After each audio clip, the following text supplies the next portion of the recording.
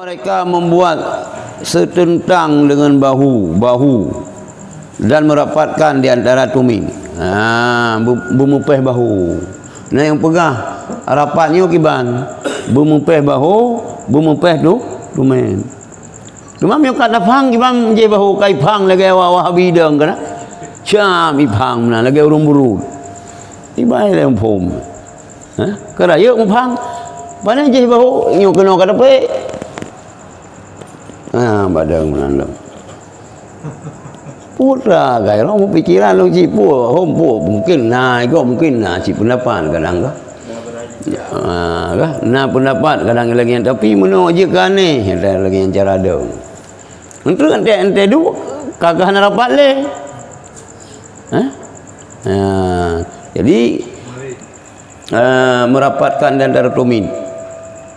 Dan imam itu tidak bertakbir sebelum selesai muazzin daripada qamat.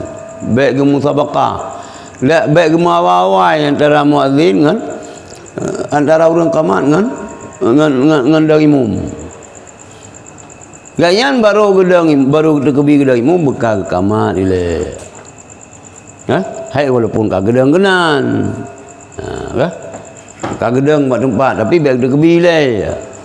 Dupreh le. Kali qamat baru bila nyom tak usina berarti perintah rapat sahnya mungkin segelom qamat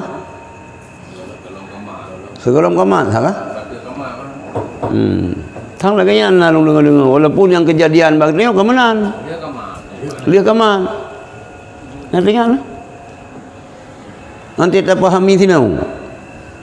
Ada yang mengatakan bahwa mereka membuat setentang bahu-bahu dan merapatkan di antara tuming. Dan imam itu tidak bertakbir sebelum selesai muazzin daripada qamat. Kan awak berhaji benar. Dan muazzin itu mengemudiankan qamat daripada azan. Bawai qamat dulu azan. Salah gom tu. Yo qamat ile. Dulu azan tu kan takbir dulu umumnya kan salah. Kayak mana? Dan muazzin mengemudiankan qamat daripada azan sekadar selesai persiapan orang banyak untuk salat. Baru pola kena dia ji'o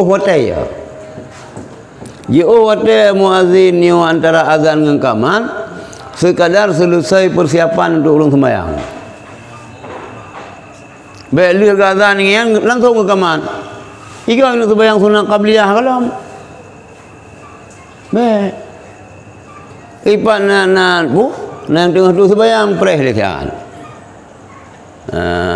Preh kan le. Mesti orang yang nak lang masjid ni kali sembahyang sunat lah. Dua rakaat ataupun ber. Tak preh walaupun rata-rata sembahyang 2 rakaat. Kadang nak orang yang cok ber. Ni baru tak qamat. 30 minit kajut.